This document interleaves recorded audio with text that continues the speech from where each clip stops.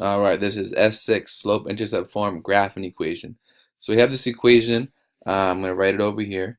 We have, what do we got? We got y equals negative 9x plus 1. So the plus 1, that is the y-intercept. That's where you start on the y-axis.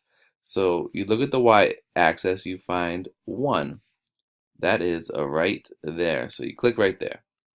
Now you have this line going around. You need to put one more point, and you need to find that point by using the slope. So the slope, it says it's negative 9. If negative 9 is expressed as a fraction, it looks like this, negative 9 over 1. So when you have a negative number on the y-axis, or the top, that means you have to go down 9. When it's negative, you go down. And then 1 in the denominator, that means you have to go to the right. So from the starting point of the y-intercept, we're going to go down 9 and 1 to the right. So again, we start here, down 9. 1, 2, 3, 4, 5, 6, 7, 8, 9. 1 to the right.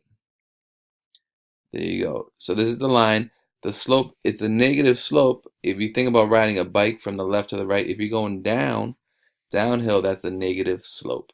Common mistake when people see negative 9, they just go down to negative 9 and then to the right. But you need to start counting from your y-intercept. All right, so that's how you graph a line in slope-intercept form. Submit, submit, submit, submit, submit.